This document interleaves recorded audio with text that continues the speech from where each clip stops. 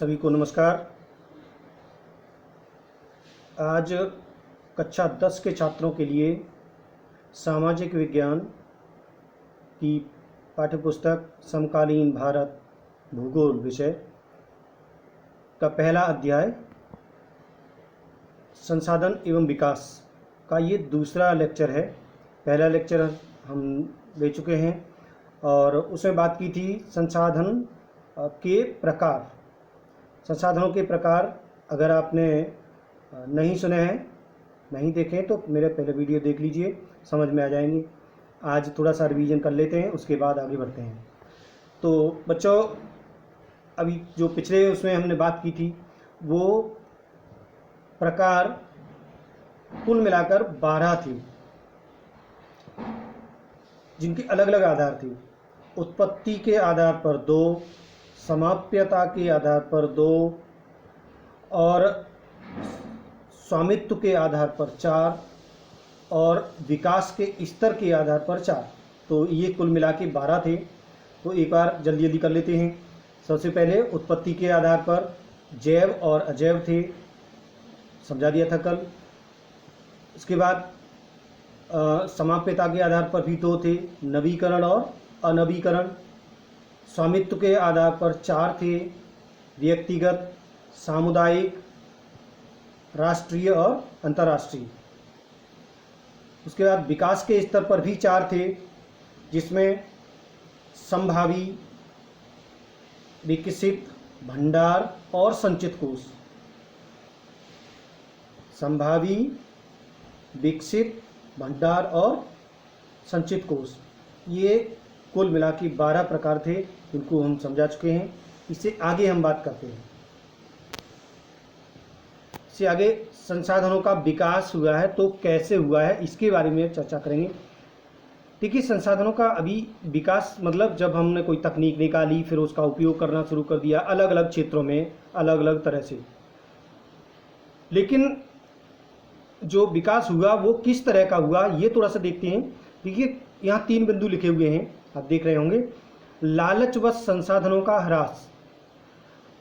जो व्यक्ति है वो बहुत लालची है, जिसको जहाँ मिल जाए छोड़ता नहीं, और अपने लिए जितना ज़्यादा इकट्ठा हो सके वो करने की कोशिश करता है, या उससे धन कमाने की कोशिश करता है। थोड़ा सा उदाहरण के लिए देखते हैं कि आजकल ये जैसे रेत की बात करते हैं, जो चंबल है, जो या बालू कहते हैं, जिसका उपयोग इमारतें बनाने में बहुत होता है। तो इसका ठेका होता है, नदी के किनारे निकलता है तो उसका ठेका होता है। मान लीजिए 1 एकड़ ज़मीन का ठेका लिया किसी ने, और उसमें ये शर्त थी कि 5000 ट्रक आपको इसमें से निकालने हैं, और एक ट्रक में मान के चलिए 400 वर्ग फीट उन्होंने कहा था कि 400 फीट से ज़्यादा नहीं निकालेंगे। अब हुआ क्या, 400 की जगह 600 फीट ले गए एक एक ट्रक में, और 5000 की जगह 10,000 ट्रक भर लिए। तो जो संसाधन था हमारा वो ख़त्म हो गया। और ये किस लिए हुआ? लालच से। क्योंकि उसने अपना धन कमाने की लालच में संसाधनों को ज़्यादा इस्तेमाल कर लिए, ज़्यादा उसमें से निकाल लिया। खनन की बात करते हैं, इसी तरह से वन है, वनों में से मान लीजिए 500 पेड़ काटने थे, उसका ठेका हो गया था जो पुराने हैं, और पुरानों के साथ में उन्होंने नए भी काट लिए।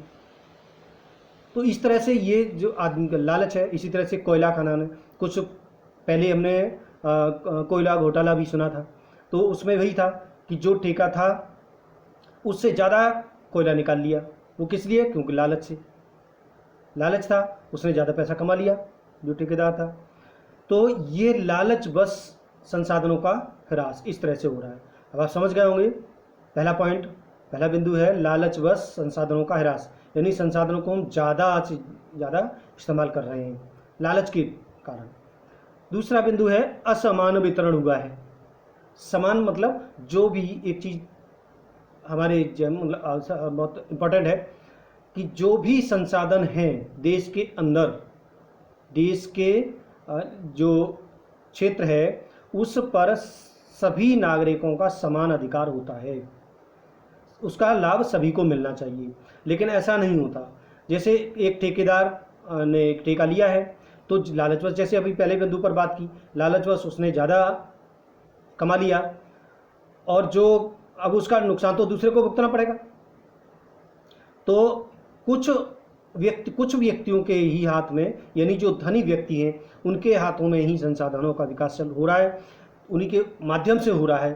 तो ये हुआ असमान वितरण, सभी को इसका समान फायदा, समान लाभ नहीं मिल पा रहा है। तो ये हुआ संसाधनों के विकास में कैसे हो रहा है, लालचवश संसाधनों का ज़्यादा ह्रास हो रहा है, ज़्यादा खत्म हो रहे हैं, कमी हो रही है। और दूसरा बिंदु है असमान वितरण, यानी संसाधनों का समान वितरण नहीं है, कुछ लोग इसका ज़्यादा फायदा उठा रहे हैं और कुछ बेचारे किसी को नहीं मिल रहा, तो इसका असमान वितरण है। अब तीसरा बिंदु अंधाधुंध शोषण, जैसे अभी हमने बात की, चाहे रेत की बात हो, चाहे कोयले की बात हो, चाहे वनों की बात हो, अंधाधुंध इसका शोषण हो रहा है। एक बहुत महत्वपूर्ण बिंदु है जो भूजल है, यानी ज़मीन से निकालने वाला जल है। हम आए दिन देखते हैं सभी के घरों में लगभग जहाँ जहाँ समर लगी हुई है, अपनी अपनी लगा ली हैं। जो असंगठित या जो अप्रूव्ड कॉलोनियाँ नहीं हैं, वहाँ पर सब ने अपनी अपनी समर लगा ली हैं। एक बाल्टी भरने के लिए समर चलाते हैं और 10 बाल्टी वेस्ट कर देते हैं। और बच्चों ये देखिए कि ये जो जल है वो बहुत ज़्यादा अंधाधुंध मात्रा में नहीं है, वो निश्चित है, क्योंकि अंदर ज़मीन में जा नहीं रहा तो आएगा कहाँ से। इसीलिए हमारा जो वाटर लेवल है, जो जल का स्तर है, वो नीचे गिरता चला जा रहा है, क्योंकि हम उसका अंधाधुंध शोषण कर रहे हैं। तो ये इस तरह से हम ये 3 बिंदु हैं जिसके हिसाब से हमने ये देखा कि संसाधनों का हमने किस तरह से विकास किया है। यानी पहले जो इसकी विकास की बात करें, जल को लेकर बात करें, तो पहले कुआं हुआ करते थे, कुआं में से बहुत ज़्यादा पानी नहीं निकाल पाते थे, क्योंकि उसमें बहुत मेहनत लगती थी, तो जितनी ज़रूरत होती थी उतनी ही निकालते थे। उसके बाद हैंडपम्प आए तो थोड़ी सी उसका शोषण और बढ़ा, क्योंकि हैंडपम्प थोड़ा आसान हो गया पानी निकालना, तो ज़्यादा निकालने लगे। अब समरसेबल है, अब तो कुछ करना ही नहीं है, केवल बटन दबाना है और जितना पानी चाहे उससे 10 गुना, 20 गुना, 1000 गुना पानी ज़्यादा निकाल रहे हैं। तो ये अंधाधुंध शोषण है। तो क्या कैसा होना चाहिए था विकास, ये विकास हुआ, तो क्या आपको अच्छा लगा? ये विकास इस तरह का होना चाहिए था? मुझे लग रहा है आपको ऐसा नहीं लगा होगा। तो विकास कैसा होना चाहिए था? उसका जो शब्द किए हैं, सतत पोषणीय विकास।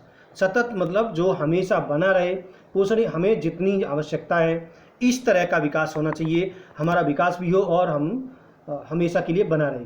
तो सतत पोषणीय विकास की एक डेफिनेशन हम दिए सामने, आपके सामने है कि सतत पोषणीय विकास सतत पोषणीय विकास का अर्थ है कि विकास पर्यावरण को बिना नुकसान पहुंचाए, ध्यान रखिए, पर्यावरण को बिना नुकसान पहुंचाए हो, और वर्तमान विकास की प्रक्रिया, आगे की बहुत इंपॉर्टेंट शब्द है ये, वर्तमान विकास की प्रक्रिया। जैसे आज हम देख रहे हैं 1 बाल्टी पानी की जरूरत है तो 1 बाल्टी ही निकालें ताकि आगे के लिए बना रहे। वर्तमान विकास की प्रक्रिया भविष्य की पीढ़ियों की आवश्यकता की अवहेलना न करे, यानी पानी की आज आवश्यकता है और आगे भी रहेगी, जब तक मनुष्य है तब तक पानी की आवश्यकता रहेगी। तो हमें ये देखना चाहिए कि हमें जितनी पानी की आवश्यकता है उतना ही निकालें, ताकि आगे आने वाली पीढ़ियों के लिए भी पानी बचा रहे। इस तरह का विकास होना चाहिए, ये दिमाग में बिठा लीजिए। सतत पोषणीय विकास, सतत पोषणीय विकास क्या है? विकास पर्यावरण को बिना नुकसान पहुंचाए हो और वर्तमान विकास की प्रक्रिया भविष्य की पीढ़ियों की आवश्यकता की अवहेलना न करे। ये ध्यान रखिए, ये बहुत इंपॉर्टेंट है, इंपॉर्टेंट, इस पर लिख भी दिया है हमने। तो इसके लिए बच्चों हुआ क्या, ये हमारे ही नहीं पूरे विश्व में ऐसे ही हुआ है। तो पूरे विश्व में लोगों ने जो शीर्ष नेतृत्व थे उनके माध्यम से चिंता जाहिर की गई, और 1992 में 1992 में ब्राज़ील का एक शहर है रियो डी जेनेरियो, वहाँ इस पृथ्वी नाम का एक सम्मेलन हुआ कि पृथ्वी को बचाना है, पृथ्वी में जो संसाधन है उनका बहुत जो विकास हो रहा है वो असंतुलित तरीके से हो रहा है। उसके लिए वहाँ पर सभी देशों के 193 देश थे वहाँ, उनके राष्ट्राध्यक्ष इकट्ठे हुए और वहाँ पर सब लोग सहमत हुए कि किस तरह का विकास होना चाहिए। जिस तरह की हमने बात की, सतत पोषणीय विकास की बात की, और उसी तरह का एक समझौता तैयार किया गया जिसको एजेंडा 21 के नाम से जाना जाता है। आपके सामने है एजेंडा 21। समझ गए होंगे एजेंडा 21 क्या है। ये 1992 में ब्राज़ील के शहर रियो डी जेनेरियो में एक पृथ्वी नामक सम्मेलन हुआ, जो विकास हो रहा है उसके आधार पर था। और उसको आप देखिए, आपके सामने है। और उसमें एक समझौता हुआ, एक घोषणा हुई सभी देशों के राष्ट्राध्यक्षों के द्वारा। ये मैं पढ़ रहा हूँ। यह एक घोषणा है जिसे 1992 में ब्राज़ील के शहर रियो डी जेनेरियो में संयुक्त राष्ट्र पर्यावरण और विकास सम्मेलन UNCED के तत्वावधान में राष्ट्राध्यक्षों द्वारा स्वीकृत किया गया था। इसका उद्देश्य, अब यहाँ से ध्यान रखिए, इसका उद्देश्य क्या था। भूमंडलीय सतत पोषणीय विकास हासिल करना है। सतत पोषणीय विकास अभी बात की इससे पहले।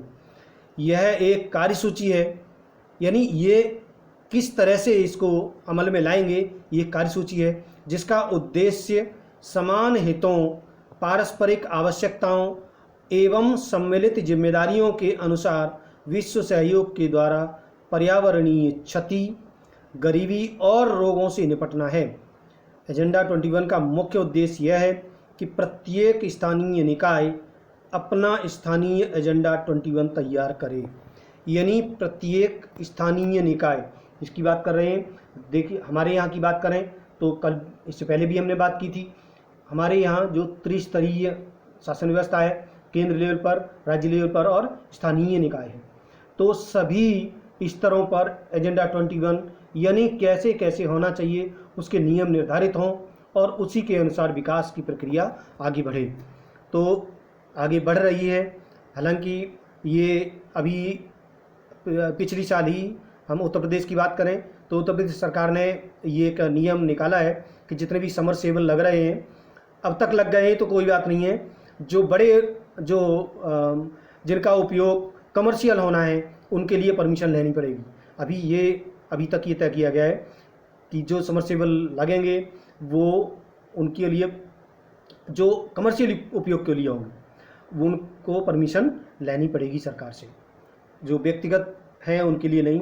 लेकिन आगे चल के ये ऐसे देखा जाएगा कि ज़्यादा जब शोषण हो रहा है संसाधनों का, भूजल का ज़्यादा शोषण हो रहा है, तो फिर व्यक्तिगत जो समरसेबल लगाएंगे उनको भी परमिशन लेनी पड़ेगी। ऐसा आगे होने वाला है।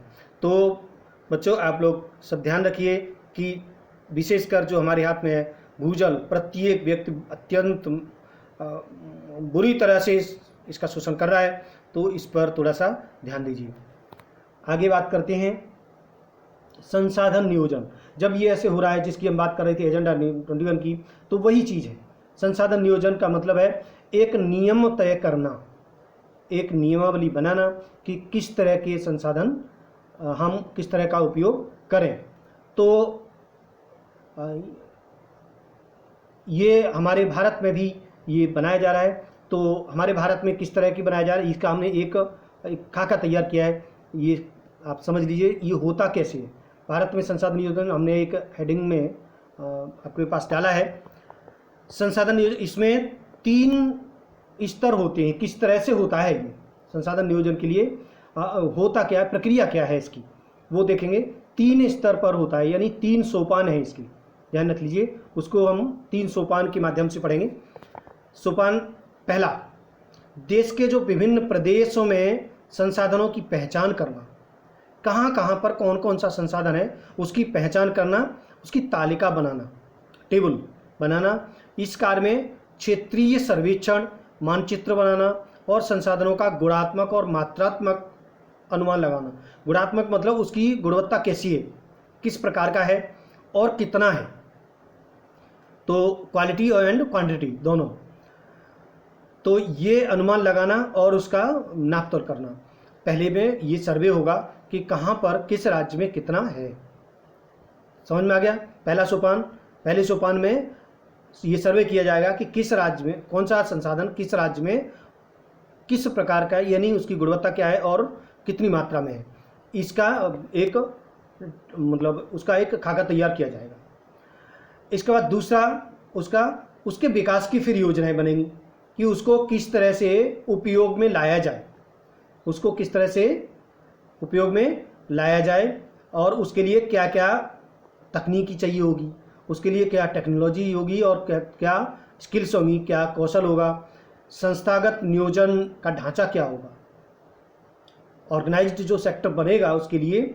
जैसे कोयला की बात की, कोयला हमें कहीं पता चला तो सबसे पहले वहाँ देखा जाएगा कि कितना है, किस क्वालिटी का है, और उसके तो सबसे पहले तो पहला बिंदु ये होगा कि वहाँ की सर्वे किया जाए कितने क्षेत्र में है, किस प्रकार का है और कितनी मात्रा में हो सकता है। और तो उसके बाद फिर दूसरा उसके लिए तकनीक क्या होगी, उसके लिए स्किल्स क्या होंगे, कितने मतलब जैसे इंजीनियर्स चाहिए और टेक्नीशियंस चाहिए, किस तरह के किस लेवल के चाहिए होंगे, उसका आकलन किया जाएगा। फिर संस्थागत नियोजन मतलब ऑर्गेनाइज्ड उसकी एक प्लानिंग की जाएगी कि किस तरह से इसको निकाला जाएगा, उसको हम उपयोग में लाएंगे। तो ये दूसरा सोपान हो गया। तीसरे सोपान में संसाधन विकास योजनाओं और राष्ट्रीय विकास योजनाओं में समन्वय स्थापित करना, यानी संसाधन की जो विकास है, यानी संसाधन को जितना हम निकालेंगे और राष्ट्र की जितनी विकास के लिए हमें चाहिए, ध्यान रखिए इनमें कोऑर्डिनेशन बनाना होगा कि जितना हमें ज़रूरत है उतना ही हम निकालें, उसकी प्लानिंग हो, जितना हमें ज़रूरत है उतना ही हमें निकालना चाहिए। तो ये 3 सोपान हैं। एक बार फिर देख लीजिए। पहला सोपान है कि जहाँ पर जो संसाधन हमें मिला है, जिसकी हमें ज़रूरत है, उसकी हम सर्वे करेंगे, उसकी गुणवत्ता देखेंगे और उसकी मात्रा देखेंगे, अनुमान लगाएंगे कि कितना वहाँ पर है, किस क्वालिटी का है।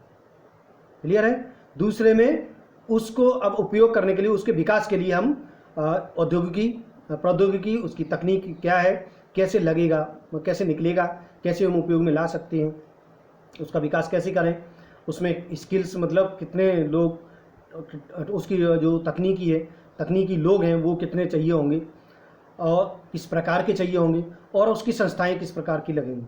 तो इसकी पूरी प्लानिंग होगी, इसके बाद अगली प्लानिंग एक होगी कि हमें कितनी आवश्यकता है उतना ही निकालने का इंतजाम किया जाए, उतना ही उसका विकास किया जाए।